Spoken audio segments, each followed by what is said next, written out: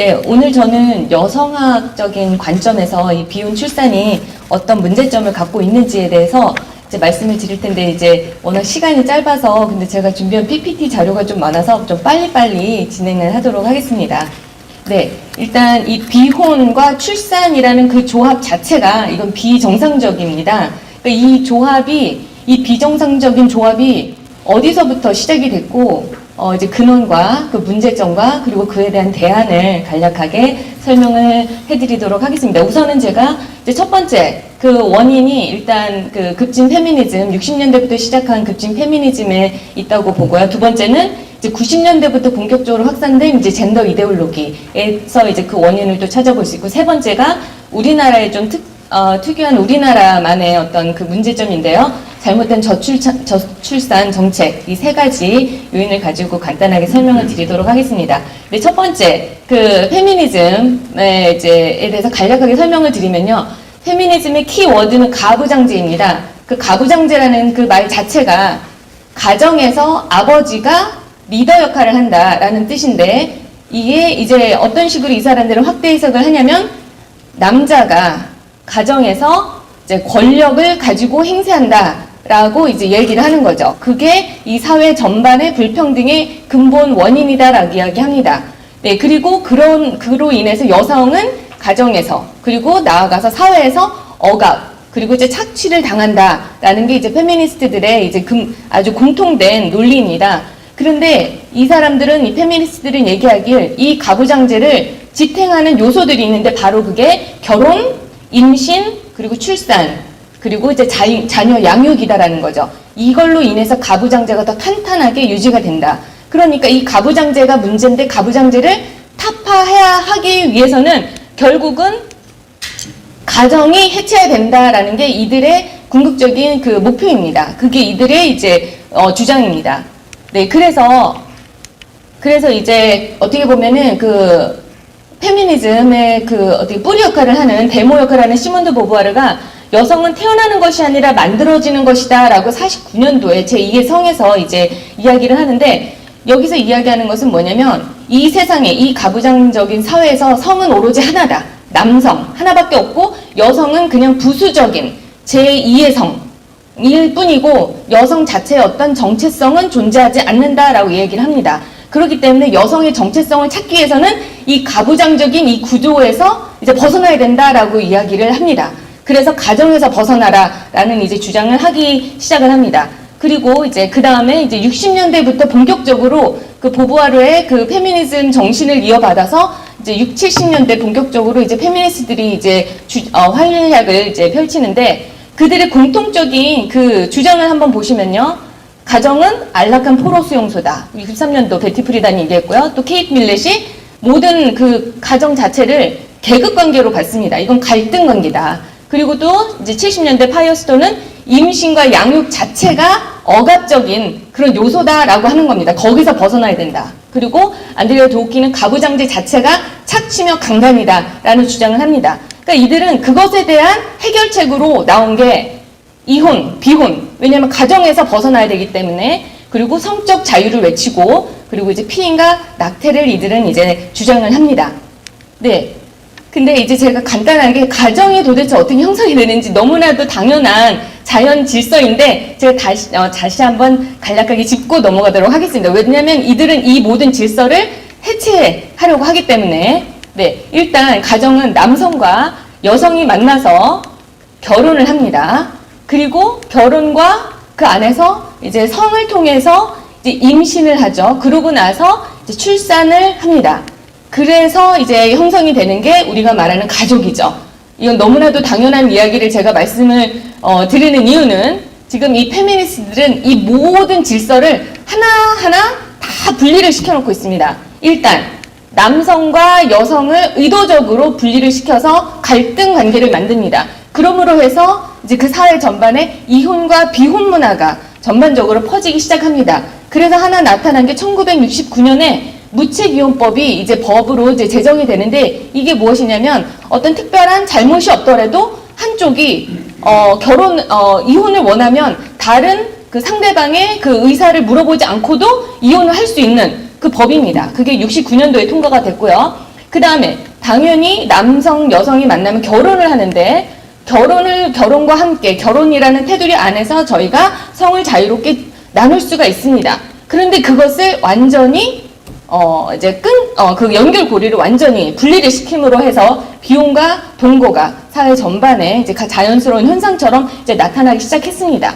그리고 당연히 성은 임신으로 연결이 되게 돼 있습니다. 근데 그것을 의도적으로 이들은 또 끊어내죠. 그 결과 피임이 굉장히 보편화되는 어떤 그런 사회의 그 현상으로 나타났는데, 이게 1960년에 피임약이 보급이 되면서 이게 더 그 피임을 조장을 하는 그런 이제 문화가 이제 만들어졌습니다. 이것 또한 당연히 임신을 하면 출산으로 가는 게 당연한 자연 질서입니다. 근데 그것을 의도적으로 끊죠.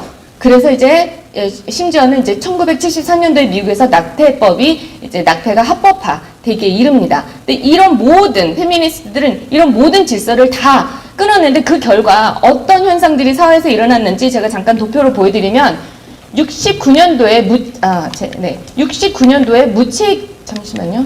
무책이혼법이 통과함과 동시에 이혼율이 2배로 증가를 합니다. 그리고 또 지금 여성운동이 60년대 본격적으로 활성화되면서 여성운동과 함께 이제 혼인율이 감소를 합니다. 그거와 함께 동거 비율이 증가를 합니다. 60년대만 해도 거의 동거라는 거는 상상할 수 없는 그런 거였습니다. 그래서 0.2%입니다. 0.2%라는 건 거의 없었다라는 거죠. 그런데 지금 2018년도에 대해서는 14.8%, 거의 14배, 15배가 증가를 했다라는 것이죠. 그리고 그 당시 68년도에는 81.5%가 결혼한 상태를 유지를 했습니다. 25세에서 34세 사이. 근데 2018년에 와서는 그게 결혼율이 이제 반토막이 나는 현상을 저희가 볼 수 있습니다. 지금 미국의 현상입니다. 미국. 그리고 또 피임약이 60년도에 보급이 됨과 함께 출산율이 급감을 합니다. 그래서 59년도에 3.7명이었는데 출산이, 근데 이제 2018년도에 와서는 1.7명으로 줄어듭니다.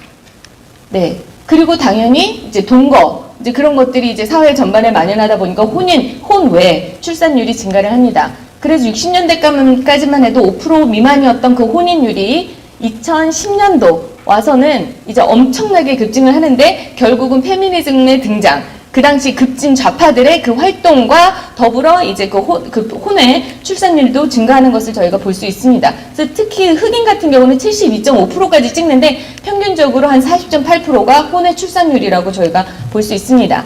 그래서 지금 60년대부터 한 8, 90년대까지 지금 페미니스트들이 의도적으로 가정을 해치하는 움직임을 보이다가 90년대에 들어서는 젠더라는 그 젠더주의가 이제 등장을 합니다. 그러면서 이게 또 다른 형태로 가정을 이제 깨기 시작을 합니다. 근데 젠더는 어떻게 보면은 지금 여러분도 알다시피 그 포스트 모더니즘이라는 그 이념, 그 이론에 기반을 한 그 이론인데요. 포스트 모더니즘, 여기 보시면 키워드들이 있습니다. 절대 진리를 부정합니다. 포스트 모더니즘. 그래서 반성경적이고, 반전통적이고, 반과학적이고, 기독교적입니다. 성경적입니다. 그래서 다양성, 유동성을 이들은 주장을 하는데, 그거에다가 성을 딱 대입하니까 젠더 이론이 만들어집니다. 다양한 성, 유동적인 성. 그리고 또 밑에 그 진리는 절대적인 게 아니라 내가 느끼는 게 진리다. 주관적인 진리들, 복수형으로 바뀝니다. 그러면서 거기다가 성을 딱 대입을 하니까 성은 주관적으로 인식할 수 있다라는 개념이 만들어지는 거죠. 그리고 밑에 지식, 이 시대를 초월하는 지식이 존재한다고 저희는 믿습니다. 그동안 계속 믿어왔고, 그게 보편 타당한 어떤 질서가 있고 지식이 있다고 했는데, 포스트 모더니즘에 와서는 사회 문화의 영향을 받는 것이다. 사회 문화의 역사에 따라서 바뀐다라는 얘기를 합니다. 그것을 성에 대입을 했더니 성은 사회 문화적으로 영향을 받는다, 형성이 된다라는 이제 개념이 만들어지죠. 그리고 밑에 변화무쌍한 자아에다가 성을 딱 만들어냈더니 성은 변화무쌍하다, 자유롭게 바뀐다라는 개념이 만들어집니다. 그래서 이제 젠더 이론이 만들어졌는데, 거기에다가 이제 한술 더 떠서 90년대에 들어와서 주디스 버틀러라는 사람이 또 다른, 지금 1번의 포스트 모더니즘 플러스 성에서 젠더 이론에다가 더 하나 더 붙입니다. 젠더 수행성 이론이라는 걸 만듭니다. 이건 뭐냐면 사회 문화적으로 만들어질 뿐만 아니라 젠더는 반복적인 수행을 통해서 내가 누구를 향해서 내가 이제 그 성적으로 누구한테 끌리느냐 그거에 따라서 젠더 정체성이 만들어진다는 겁니다. 타고난 성에 의해서 내가 여성으로 타고났으면 남성한테 끌리는 게 아니라 내가 반복적으로 어떤 성을 향해서 내가 이제 그 마음이 감에 따라서 내 정체성이 만들어진다는 거죠. 질서가 바뀐 거죠.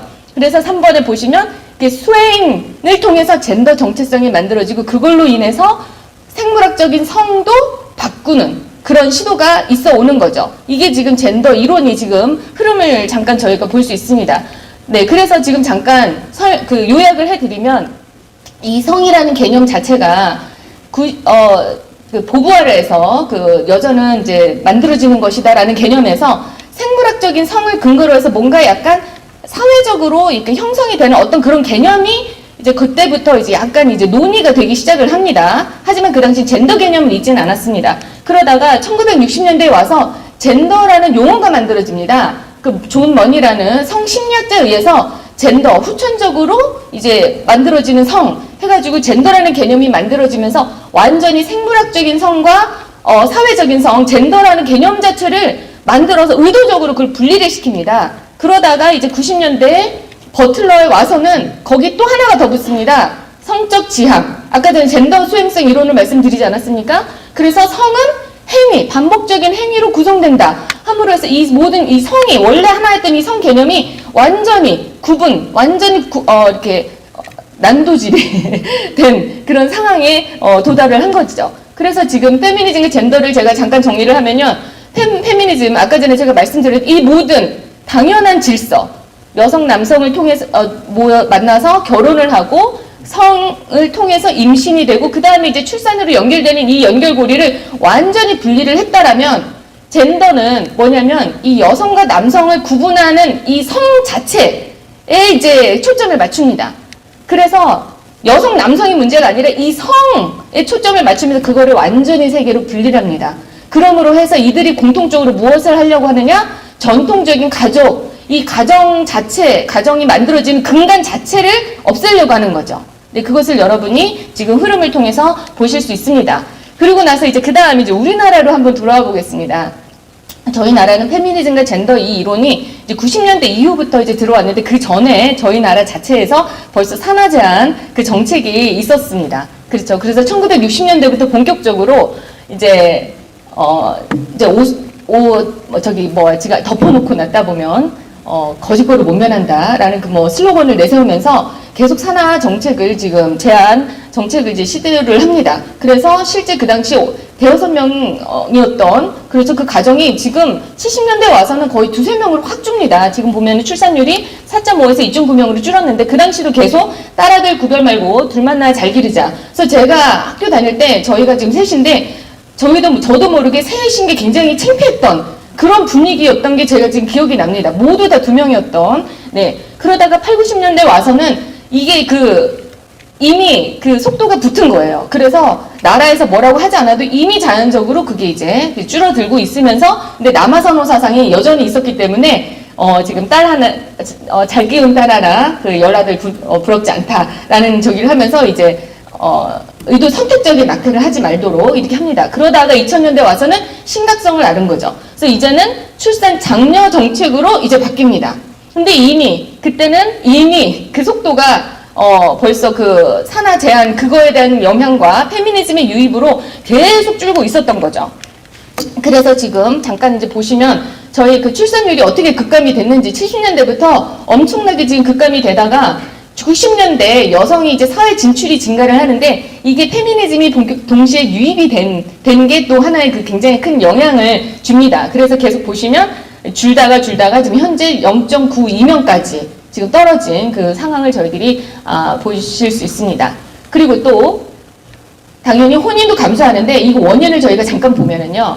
결혼 연령층이 90년대 본격적으로 이제 감소를 했는데 60, 70년대 아이들이 적게 낳지 않습니까? 그 아이들이 90년대 이제 결혼하려는데 이제 결혼할 아이들이 지금 없는 거죠. 그 성인들이 숫자가 확 줄어드는 거죠, 이미. 그러니까 결혼도 안 하는 사람들도 성인도 없는 데다가 아이도 이제 낳지 않는 그 분위기가 되다 보니까 이게 훨씬 더 악순환, 그러니까 악화되는 거죠. 그 속도가. 그래서 이제 90년대 본격적으로 혼인이 감소하면서 그때부터 아이 출산율도 확 더 줄어들기 시작을 합니다. 그리고 네, 이혼율도 페미니즘과 젠더 그런 그 이념의 그 유입으로 이혼율도 함께 증가를 합니다. 그러니까 아이를 낳을 수 있는 상황이 만들어질 수가 없는 거죠. 그리고 또 이에 대해서 정부가 이제 저출산 대책을 세우는데 지금 2006년도부터 본격적으로 1차, 2차, 3차 하면서 이제 정부에서 저출산 고령화 대책위원회를 만들어서 3차에 거쳐서 이제 시행을 하면서 예산을 엄청나게 투입을 합니다. 그래서 2006년도에 2조 1,445원을 투입을 했는데 2014년도는 24조까지 투입을 하기까지 이르렀습니다. 네. 그런데 지금 2020년까지는요, 거의 지금 합계가 131조인데 2020년까지는 거의 200조. 왜냐면 이제 매년 지금 현재까지 25조 이상을 지금 더 투입을 하는 상황이었기 때문에 거의 200조가 지금 투입이 된 상황입니다. 하지만 어떻습니까? 인구는 출산율은 계속 줄어들고 있습니다. 뭔가 지금 문제가 있는 거죠. 그 정책 자체가. 네, 그래서 이제 정부에서 2018년도에 다시 정책을 또 개선을 합니다.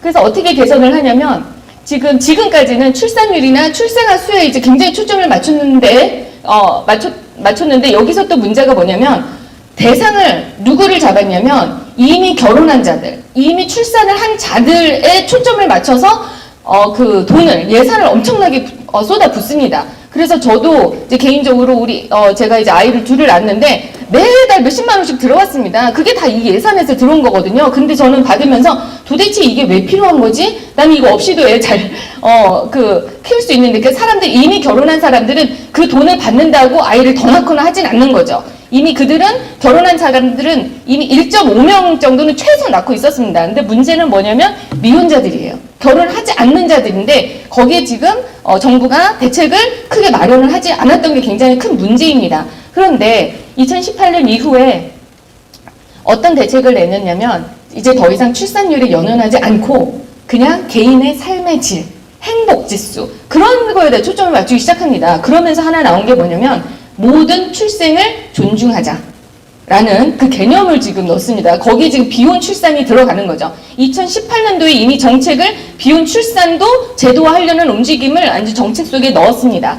그리고 그 밑에 성평등이라는, 그렇죠. 결국 이제 페미니즘과 젠더 그 개념을 여기다가 은근슬쩍 다 심어 놓습니다. 그러니까 이게 더 악화될 수밖에 없는 상황이라는 거 여러분이 보실 수 있습니다. 그래서 지금 양육비, 더 이상 필요 없는 양육비를 더 대폭 지원을 하겠다고 지금 나섰고요. 그리고 지금 또 다른 하나가 포용적인 가족 문화를 조성하겠다. 네, 그래서 비혼 출산에 대한 제도를 만들겠다라고 이제 계획을 지금 세우고 있습니다. 그래서 결과적으로 궁극적으로 다양한 가족 문화를 만들겠다라는 게 지금 현 정권의 지금 방향이라는 거예요. 저출산 그 방향이라는 겁니다. 그러니까 이게 왜 이렇게까지 됐냐면 결국은 아까 전에 제가 말씀드렸던 이 모든 질서, 여성과 남성, 결혼, 성, 임신, 출산 이런 게 다 깨지니까 이들은 이제 물질세지는 거예요. 모든 조합이 다 가능한 거죠. 그러니까 여성에서 곧바로 결혼 없이 성관계 없이 곧바로 임신이 가능한 그런 가치관을 이제 수용을 하기까지 이르던 거죠. 그게 이제 정책에 그대로 반영이 되는 것을 저희들이 볼 수가 있습니다. 그리고 심지어는 2018년도에 저출산 대책 포럼도 열었습니다. 여성가족부와 저출산 고령 그 대책위원회와 이제 미래통합당에서 이제 주관을 한 포럼이 열렸는데 결국은 요점이 뭐냐면 지금 결혼과 가족에 대한 그 사회 인식이 계속 변하고 있다는 거예요. 서고 봐라. 지금 계속 동거, 비혼, 다양한 가족을 다 받아들이지 않냐. 그러니까 우리나라도 그런 흐름에 따라서 법과 제도를 만들어서 이들의 비혼과 출산을 제도적으로 보호하자라는 게 이 포럼의 요점이었습니다. 지금 저희가 근데 벌써 2018년도 이 포럼을 기반으로 해서 아까 전에 그 정책이 만들어진 겁니다.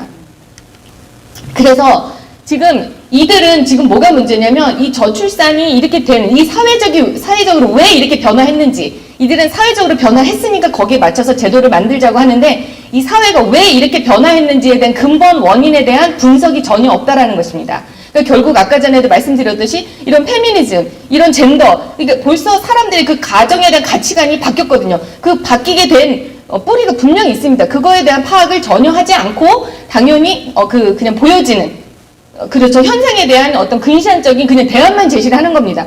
뿌리가 썩었는데 지금 위에다가 그냥 연고만 바르고 밴드만 붙이고 있는 실정입니다. 그런데 더 뿌리는 썩을 수밖에 없는 그런 상황인 거죠. 그래서 저희는 진짜 기본으로 돌아가야 됩니다. 이 모든 게 다 결국은 가정을 해체하려고 하는 그런 움직임에서 시작이 된 거거든요. 저희는 다시 기본으로 돌아가서 건강한 가정을 만드는데 저희가 초점을 맞춰야 되겠습니다. 그래서 저희가 진짜 다양한 어떤 매체, 언론을 통해서 계속 저희가 홍보를 해야 되고요. 그리고 저희들 이제 지식인들, 그리고 사회단체, 지금 이런 모임들, 그리고 이제 각 영역의 그 지도자분들이 함께 목소리를 계속 외쳐야 됩니다. 그리고 또 제도가 만들어져야겠죠. 그런 제도를 만들 수 있도록 저희가 계속 정책을 이제 어떻게든 저희가 만들어서 이렇게 제안을 한다던가 그런 움직임이 계속 있어야 되고요. 그리고 또 중요한 게 다음 세대를 정말 올바로 가르쳐야 됩니다. 그 성평등, 어떤 성인지 그것을 가리키는 게 아니라 가정의 중요성, 그것을 저희들이 가르쳐야 되지 않을까. 이런 전방위적인 이런 움직임이 있을 때 저희 나라가 정말 건강해지고 가정이 건강해지고 그런 이제 나라가 될 수 있지 않을까 하는 생각이 듭니다. 네, 발표 여기까지 마치겠습니다.